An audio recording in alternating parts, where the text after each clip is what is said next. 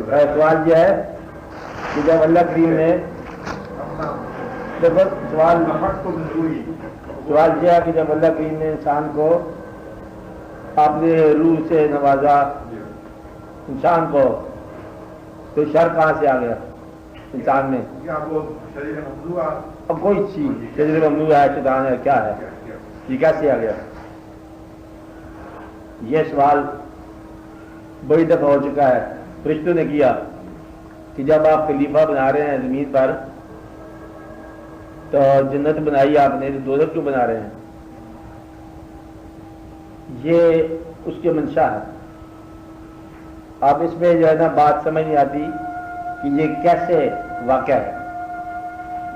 واقعہ آپ کو سمجھ آ سکتا ہے بہت جلدی۔ مثلاً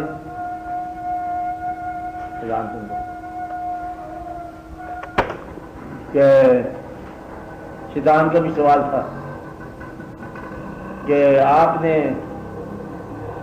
اللہ کریم کے آپ نے مجھے بات سمجھائی نہیں ہے، یعنی کہ آپ نے میرے ساتھ وعدہ نہیں، میرے ساتھ کچھ سے جاتی ہوگی کیا؟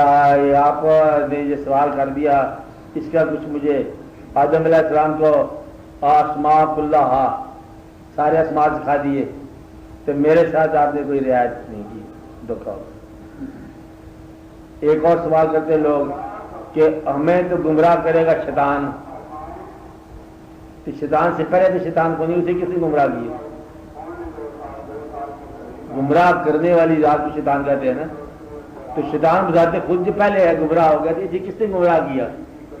تو یہ ایک راز ہے کہ شیطان جو ہے گمراہ ہے کہ شیطان راہ ہے،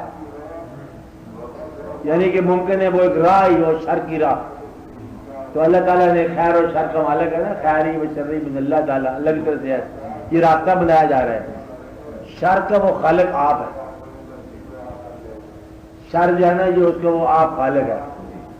آپ نے یہ سوال کیا دنیا کے اندر، انسانوں کی دنیا میں، اس وقت جب ہدایت آ چکی ہے، اب سوال نہیں بنتا، کیونکہ جب ہدایت آ چکی ہے اب سوال نہیں بنتا۔ ورنہ یہ سوال پہلے کا سوال تھا کہ پھر آپ نے ہمارے ساتھ اللہ نے مطلب یہ واقعہ گمراہ کس نے کیا کہ آپ ہمیں سمجھا دیتے؟ تو مطلب یہ ہے کہ اگر اس کو اگر آپ ہم پہلے ہی سوال کرتے پرانے زمانے میں، تو جواب یہ تھا کہ اللہ تعالیٰ کی اگر خالی اللہ کی صفات پہ آپ غور کرو کہ رؤوف ہے، رحیم ہے، غفار ہے، غفار کا معنی بخشنے والا، خطا کو بخشنے والا۔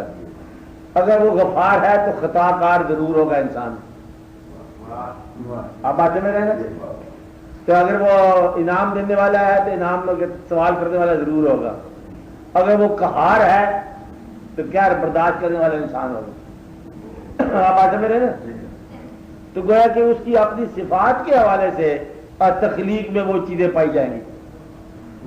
تو تخلیق کے اندر دو ہی مطلب اللہ تعالیٰ نے بتایا کہ تم ہی میں سے لوگ ہیں جو دنیا کی تمنا کریں گے، تم ہی میں سے لوگ ہیں جو دین کی تمنا کریں گے، آخرت کی تمنا کریں گے۔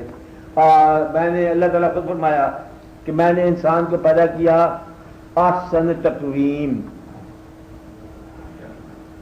آگے ثم رددناہ اسفل السافلین۔ کیا مانا اس کا؟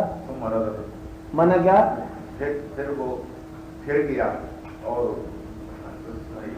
سافلین میں سے ہو گیا، دیجیے کرنے والوں میں سے ہو گیا۔ ہاں، رددناہ کا مانا ہے کہ وہ پھر گیا، پھیر دیا گیا، یہ بھی ممکن ہے۔ اچھا، میرا مطلب اسفل السافلین تک پہنچنا ہے انسان میں، چلا گیا تو یہ انسان کے مقام ہے۔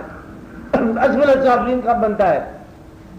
روح گردانی کرے گا تو گناہ ہوگا۔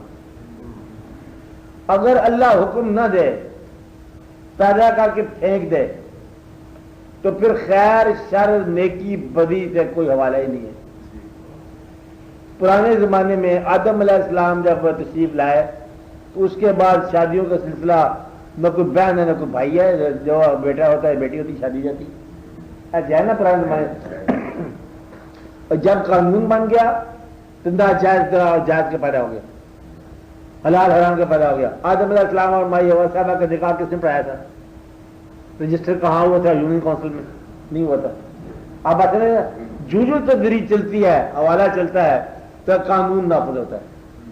تو قانون دین قانون ہے. مطلب جہاں جہاں دین مطلب آتا گیا اب وہ حوالہ بدلتا گیا، اور اب آپ کے پاس ہدایت آ گئی ہے کہ یہ خیر ہے یہ شر ہے، اس لیے آپ خیر کے حوالے سے کرو.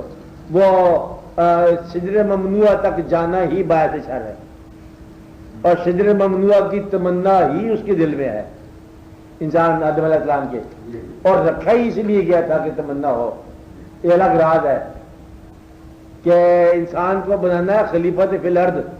اگر شجر ممنوعہ استعمال نہیں ہوتا تو جنت میں رہتا ہے، نیچے کون آئے گا؟ تو نیچے نہیں آئے گا تو واقعہ کیسا ہوگا؟ بہرحال جنت کی تعریف میں نے آپ کو بتائی تھی کہ جنت وہ مقام ہے جس سے معزول ہونے کے بعد اس کی تلاش شروع ہو جائے. جنت انہیں کہتے ہیں، جنت اس مقام کو کہتے ہیں جس سے جدا ہونے کے بعد اس کی تلاش شروع ہو جائے. آپ بات سمجھ رہے ہیں؟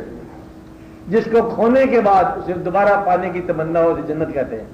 جنت مساوی کھویا ہوا مقام دوبارہ پانے کی تمنا، یہ جنت کی تمنا ہے. تجھے انسان کو آتا ہوئی جب کوئی زیادہ زیادہ کیا ہو جائے گا؟ اس جنت میں چلا جائے گا جہاں سے چھوڑ کے آیا. بہت کیا ہو جائے گا؟ جنت میں چلا جائے گا انسان. کہاں جائے گا؟ جہاں رہتا تھا. اس لیے یہ باتیں غور کرنے والی ہیں. لیکن آپ کو دین کے حوالے سے آپ آ گئے تو جو حکم دیا اللہ نے وہ مانتے جاؤ. حکم کی دولی جو ہے یہ دوزخ ہو جائے گی. اب آپ کے لیے بڑا آسان ہو گیا. جو سرکار نے راستہ بتا دیا اور اس کو چلتے جاؤ، یہ اللہ کا حکم ہے، یہ جنت ہے، اور اس راستے کے علاوہ جو ہے وہ دوزخ ہے. بلکہ یہاں تک فقراء کہتے ہیں کہ سرکار کا قرب ہی جنت ہے اور سرکار سے دوری دوزخ. بس اتنی سی بات ہے. باہرلی جنت یہی ہے. اس لیے گناہ جو ہے حکم کے علاوہ چلنا. آپ بات سمجھ رہے ہیں نا؟ ہاں کہ اور حکم بس جتنا دین نے دیا وہی ہے. ہاں اور کوئی بات آپ نے کرنی ہے؟ اب آپ دعا کرو اللہ تعالیٰ فضل فرمائے آپ پر، زندگی آسان ہو جائے، زندگی کا باتن آسان ہو جائے. اور اللہ تعالیٰ سے پھر وہی دعا ہم کرتے ہیں کہ یا رب العالمین آپ نے محبوب صلی اللہ علیہ وسلم کی محبت عطا فرما. اور ہم تجھ سے یہی سوال کرتے جائیں گے کہ وہ آپ نے محبوب صلی اللہ علیہ وسلم کی محبت عطا فرما. بس یہی ہمارا پہلا سوال ہے، یہی آخری سوال ہے.